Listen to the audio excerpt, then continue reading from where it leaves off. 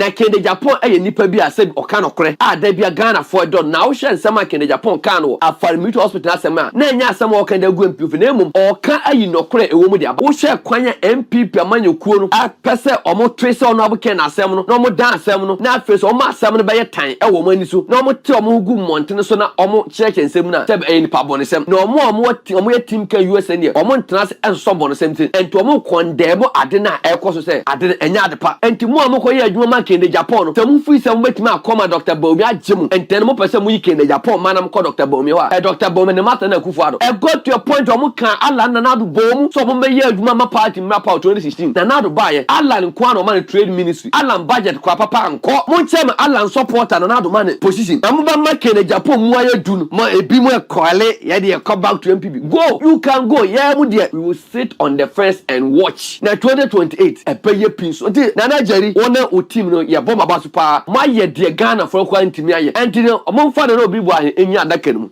Kennedy Agyapong madam for and you continue to be my friend but edu ba bia menu no enya adwen e woni ema bebre ho amanyokuo de wo ka ho let me be very honest sansa me ensem what is about Bawumia kasada what is that samira de obi atamda and na kro de ba kwa me kote ya ni say best Kennedy Agyapong supporters no ba ko say mamprusi for no gu party no na Obiri Boahen efibo no na ono ne kofa abronye papa de ne ko ana otoye fala na o se Ken Agyapong be ko a wonko se Ken Agyapong so be tini party a won tini party na saa ne ma nya ade e beboa amanyoku no the die is cast. We must also form a political party.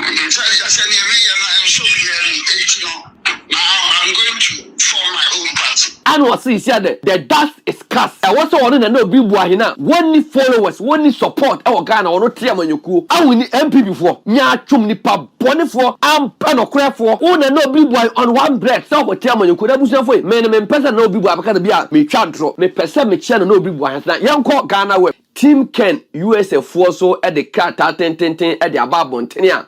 Omo condemn the attacks on Honorable Kennedy Agyapong Agyapong. Yebe kokra nimu ni akenkan ni achereche ensemu achew. Ena MPP nya atwumfo ni bi baako eye Nana Obiri Boahen. Ono sha ababon tene a wo ka che Honorable Kennedy Agyapong say sesi a party ni abre no na Kennedy Agyapong achidifo baka say Sammy Bawumia eye fulani di Kennedy Agyapong be kwa onko. Edi enti na meka na Obiri Boahen enya atwum no yem konsem no so na se ya ensama edi tintimban e social media no so eye afare military hospital say na danko Akufo Addo ene ne MP before bae no me ye kokwasa anwie na ye to abatia omo na ene ma not kokote so me ko na se bi omo na so jaforo class here ono am Ken Agyapong on the birthday ebe kasa for afare hospital say na ade ya mo bo NDT for so bo say o maba in less than ebia 17 months ni omo ye no ye ba 8 years ye wie ema MPP for say Ken Agyapong kan de yenka eye anti-party behavior ekoye speaking notes edema both the party communicators and the mayo bi asabi omo papa ma amobra omo nyenyenyan bi omo nam krom ha ebi mpa dware omo fi political mavis mu uhuna asabi sabi aboa ade kranua no amomu di Ken Agyapong atem na eno no ana akoso ama ene contractor wono a wo ye adwuma ewa afare military hospital no ababa expose MPP for now expose MPP for no sama o kan say adwuma na MPP for a claim so omo jan at 97% complete on so omo boa na mom aya civil works no ana na aya 97% complete enwuma bia wo ho no ebi ye say biomedical equipment installation no aya 5% complete out of the 100 MPP left 95% untouched. And you can in Abomua a 60% complete. MPP for a hand over 2025 no na a 60% complete. So the minority MPs are led by few years you can say or more Koromo Jajumano 97% complete. And then a funania be no. And I can be team Ken USA for at the crack there, but a crack and a down. Good, that is a statement and a down. So now here was the Team Ken USA affiliated worldwide and concerned members of MPP fiercely condemned the hypocritical, defensive, and deeply disappointing reaction of a segment of the New Patriotic Party (NPP) leadership and vocal members towards Honorable Ken Agyapong, following his straightforward, honest assessment of the Afari Military Hospital project. Or say his darling for speaking an inconvenient truth has irritated the segment of the party. Instead of cherishing the truth, honest should never be a crime. Now, Maminka, as I was saying, our leadership team has met in an emergency session to dissect the toxic backlash towards directed at Honorable Ken Agyapong. We have conclusively found that standard political actors and internal detractors have deliberately twisted, weaponized, and completely misrepresented his clear-cut condemned purely to launch a malicious smear campaign against him. And he signed a dot about say media contact Nana Jerry Opoku chairman Team Ken USA and a number I was say and a copy to Team Ken Australia, Team Ken Brazil, Team Ken Canada, Team Ken China, and Team Ken United Kingdom. In fact, Abu Shafui, the Team Ken USA for action said, social affarin sense some ya Honorable Kennedy Agyapong, Echo Kan one summer, and the MP before action as Senator Basara. What say? Or more tenacity, aqua emergency meeting. I know my boy Honorable Kennedy Agyapong tape neti. I know my theatre and summer MP before so ek and also Debbie. And summer Honorable Kennedy Agyapong can you know. And ya summer walker no de good MP who finemo walker at the achere administrative lapses ya ekoso both the MPP and the NDC. Na Kennedy Agyapong e nipa bi asem oka nokre a da bia Ghana for don na wo hye nsema Kennedy Agyapong kan wo Afari Military Hospital asema na enya asema oka da gu MPP na emum oka ayi nokre ewo mu de aba na mpeni se ewiase se nokre e hye wo na ase a eya afa obema kwotwe bra na nokre ehu hia ana wo che se wo hye kwanya MPP amanyokuo no a pese omo trace ono abuke na asem no na omo dan asem no na face omo asem no be tan e wo mani so na omo te omo gu montene so na omo church ensem na se be ni pa bonesem na omo ye team ka USA ne omo ntena se enso bonesem tin ento omo kondemo ade na ekoso se ade enya ade pa ena omo se ono abuke di kwa makompa Japan oye nipa oka nokwa na afa de MP for mama hu se ewiase oka nokra eye bone etia oman emra na ena se eye bone etia MP momra na ana omode ato MP before anim se ewiase mpeni se wosu nini na se wuntimi enso a yenkofa nanka emokahie ena wuntimi oniema emfa nkosho okahie ento omode se MP be focus so ayo mo campaigner omo fo so enye campaign no me kwa mfa so a omo ka manyokuo ni nyina bom no motu na mpa ba se ono abuka na eno na oka nokre na mope na oka nokre abo so mpe ne de se moye mo adwene se mbo sa na we a wo se sa de we se no enya amanyokuo enkyekere ekwan enya amanyokuo enkyekere anamontuo na MPP anamono mutu no omo ahwe na mpedifo antanse amfa eniem angu ya ahwe da acha nkwama no amena ometom no enya amena pa ekuo no dwam trani a wo USA ana nsa ehye krata ase eye Nana Jerry Opoku a wo chairman omo wie no omo da kwakoma omo krabata bebre na mekana kakasa was saying Honorable Ken Agyapong is not a liability that the MPP must manage. We demand that the MPP leadership immediately halt its coordinated public attacks against Mr. Ken Agyapong. Stop hooting the messenger instead of wasting energy targeting the party most vital assets. Redirect that energy towards fixing the segment failure that delayed projects like the Afari Hospital. Team Ken USA and its global affiliate will no longer sit idle by while self-serving party elite try to muzzle the voice of truth and accountability. What say? MP Piamanyukuo no. So metena se no ma hwe eniema eto se eniema ankoyie. Na o metu anampa. Se party mpanifo akote enkola sabi tibon kwaso kofikom ammo brase wo medike na Japan atem ne de. Nanka wo se wo mo hekwa mafafa so a o metima dade sa energy no e dey build the party no. Na o mo team USA for de o mo ntena se masabi obi emfa no aboken anim anya fom na mpeni se wiase sa baada ho a ye makrama mekaye na MPP amanyeku no mo ntena se no mo nwene se eye de na mfisha mako wotwe ya ntima wie Afamito hospital no ba bia it took over 1.7 million votes edema close to 1.8 na se nipa waka no kore wo ye asset wo ye ade o se Kennedy Agyapong to no wo nya ade soa na ya kan chese o ye be kwan ye fa so ye be manage no wo se Kennedy Agyapong ye asset in the MPP to mo do mo ntena se e ma sa ade we so koso te ma me mbo team Ken USA fo abaso hey team Ken USA me bom abaso even team Ken Ghana for nya chomfo omo sora omo eno Ken na no mo heda e betwa no ho ahia e ba ye na ye launch attacks on Kennedy Agyapong ye kwa ye defender you see people trying to say tone down the team Ken USA Nana Jero Poku me bo abaso papa una watch do members na che do se mo support on Ken those who are run on Ken Ghana say no omo e kwele e bi e try say and they want to be down Dr. Bawumia. Hey me say who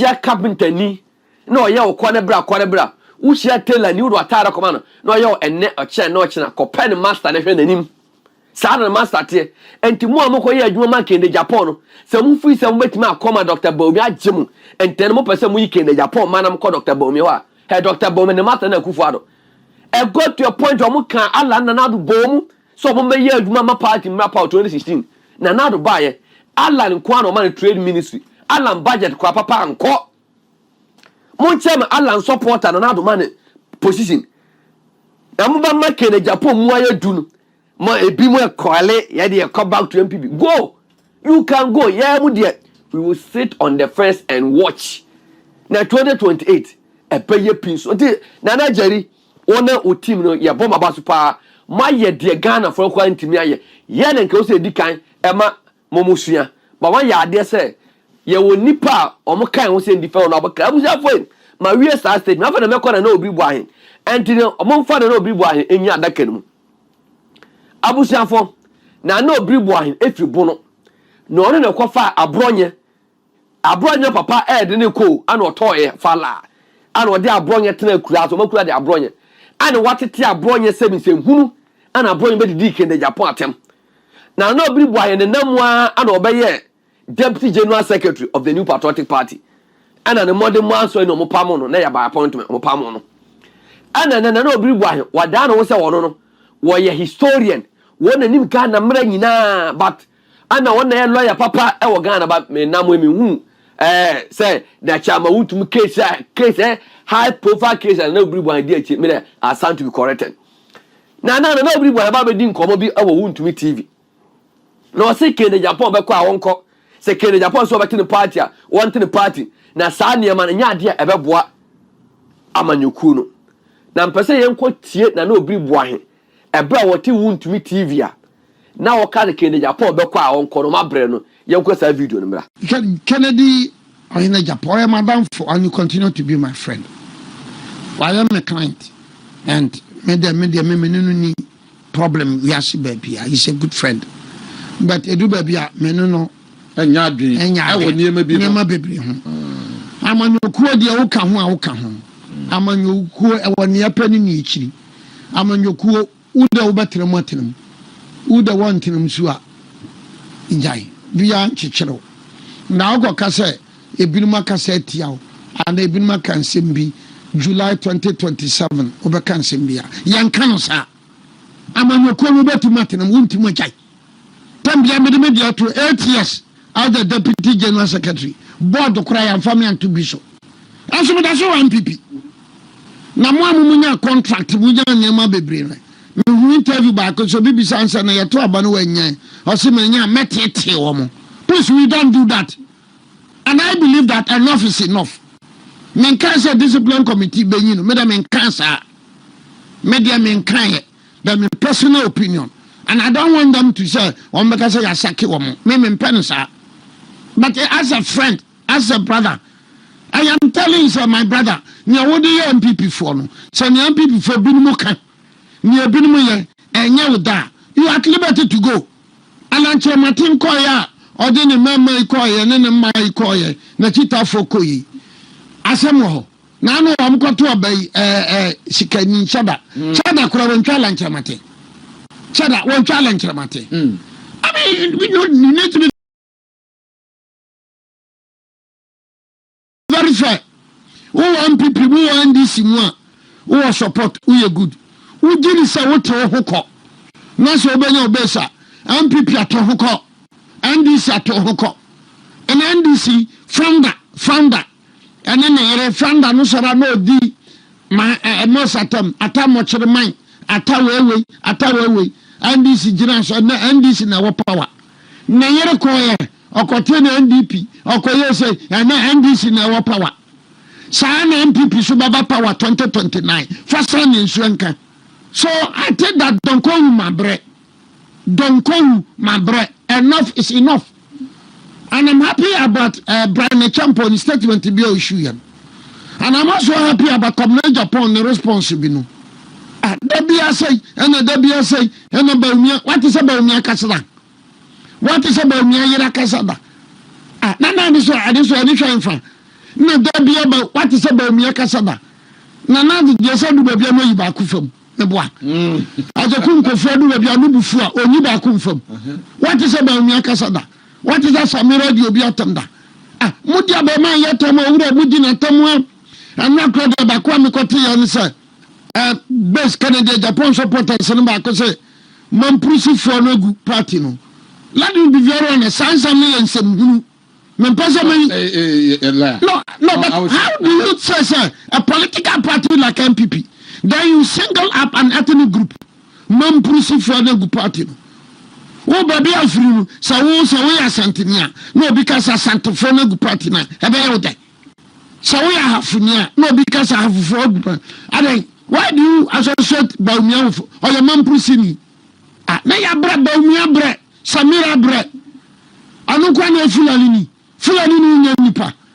Bamuno Ghana, go back and read Ghana's constitution. That be able to someone who said Bawumia can be Bawumia Kasa, Waya Dinti. Now, I think Bonko should be a no di Bawumiatem. Tibonko should be a no di Samiratem. I take enough is enough. Otibon should know him. Minimum one say that me share that crying for more than 10 minutes in my life. If they say they are going away, let other Tibonsu and then go for Wamunko to Amubes, Agyarko, Kofiadu, go, Munko. Swa. Walkers a Kennedy Agyapong Bekwa on court back on the base, or no Tibos Bekwa, what it base, one court, no come here who Kennedy Agyapong size. Now, yes, say, take your man pro. Young Coach and Obiri why we so Emra. I think that's sincerely and say the die is cast. We must also form a political party. I will say the Okra say no. We in Febia, I Bawumia training now start here, but it baffles me. Say man to command to deal campaign. You mean to deal with Bia or we BM? Now I'm going to form my own party.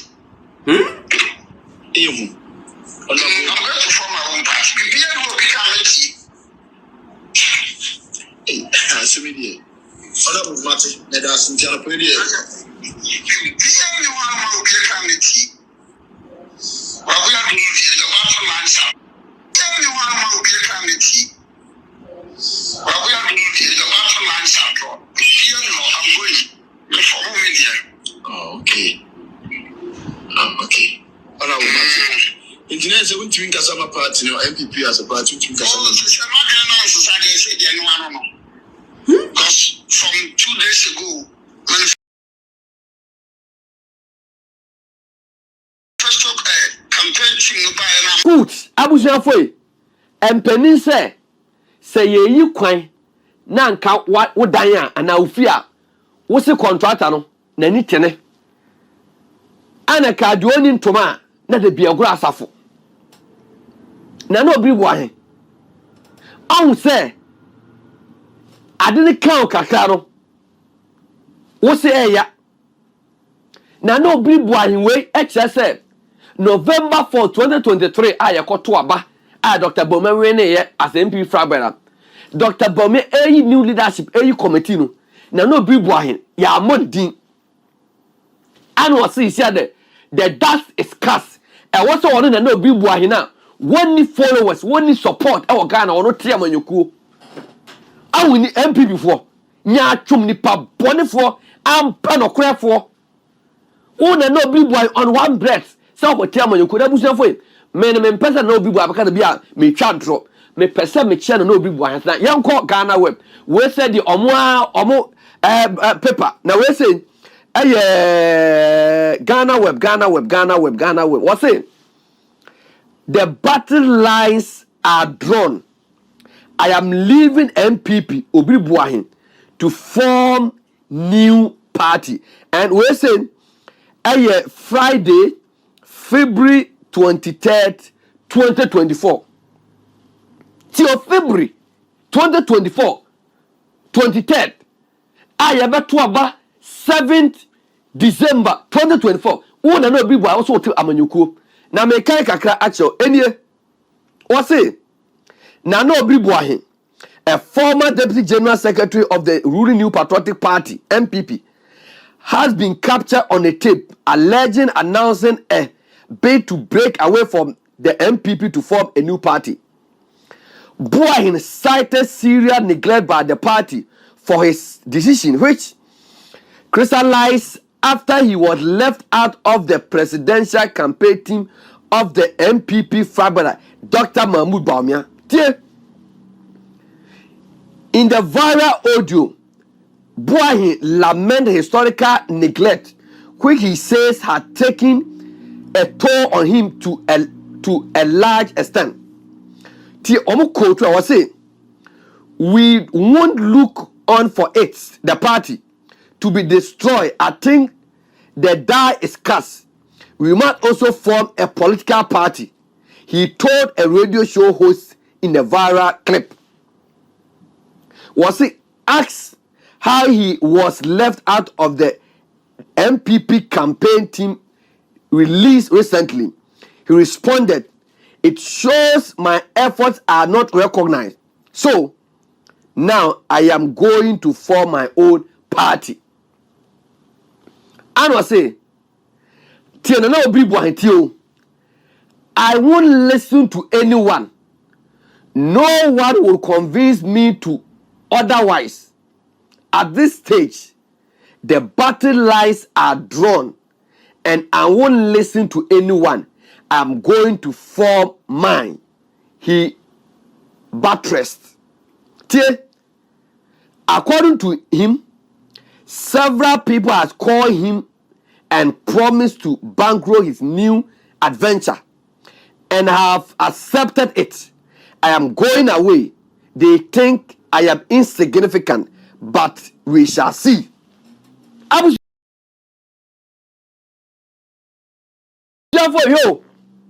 Na no Obiri Boahen in the NPP uncontested election every year. Uncontested election every year. Can't say oh you're popular. One in Kwaku the campaign or the party. One in Kwaku form a new party. Now I say, or for me we are the NPP shall see. This is hypocrite. Tetenaka was a satuja. Now no Obiri Boahen will near Katana so. Among Kadokre. Now no Obiri Boahen the pub bonini on heaven. I was say just Tony Mu. What one breath in 2024. February 23rd, 2024. Near about 7 December 2024. Who na no Obiri Boahen we at was Dr. Bawumia a forming the campaign team on count and to walk out to Amanyuku. And now what work I say? Kennedy Agyapong Airquarter Amanyuku bonnet. Yamutrauka. Shut na no Obiri Boahen we and almost sorry. No matter TV so while you're born you and so what church you say Asante your mind. Asante ayese Domahene enyo yonko ne Asante hene a obi anim se eye nokra Domahene enye ne yonko ne Asante obi anim me some de ka asem. I'm not doing as nanama asem ha obi anim nokra wo na obi bo a factor was state but Ken Agyapong state fact say Afar hospital MP before Kroma wia na MP before attack wo na obi wan TV so woni nyansani onda because MP before ho aye bone na mamanyuko ni egu aye bone empanifo mo nka nokre wo na obi wan kan che se wo kura wanya nipom so mefa ne wamanyuko wanya bang progressa wo me so mefa ne wo wamanyuko na obi wan tell me wo so okay no tia manyuko a se wonya nipa 2 amomudi wachi kwa na sere me wo property be na wo credibility be na wo se bo na obi wan to no apart from abronye a wo produce no Ghana ha na obi wan to tell me ni papa power produce no Ghana abronye kwa ni power produce no and look at utrate over 3 TV so a no wa sheda ye ho se wo ye ni papa se wo na obi wan wo na train no abronye yes cheme o master na me che usuban Kennedy Agyapong ebekwa awonko ya bre no tio una no bi Boahen koka abronya aye wa ba utreni no di Kennedy Agyapong atem sebi abo so no kwa wo mfa so che Kennedy Agyapong buafu a wo so obekwa awonko na wo de Dr. Bawumia ekọ November for primaries no ya hu adwuma pa wo ya ma Dr. Bawumia wan ye akire wan yisika wo wie no form the campaign team na wonka ho a wo se enam se ya afọ aka che se wo ye irrelevant in the new patriotic party and to kwa to amanyuku na wo a Dr. Bawumia an consider e wo ne committee kwa so wo se now ye relevant ko te amanyuku a obenya support na Kennedy Agyapong a Dr. Bawumia a recognize na juma se wo de kwa to jobs and employment committee wo ne ko te amanyuku a so onya numbers. Look at people mo se o me MPP penifo double standard nya atwomfo amobra sun hunhum wo mumu anka nokre hunhum wo mumu enya media ensai hunhum wo mumu wo de enla me bi say no obi Boahen say enla say Dr. Bawumia form the campaign na wa amfa wa nka na say wo so kwoto amanyuko na say wo ye justify dia enne say Dr. Bawumia out releasing nimponche so obu ko didi Kennedy Agyapong atama na Kennedy Agyapong se otena manyuku a wo ye justifiable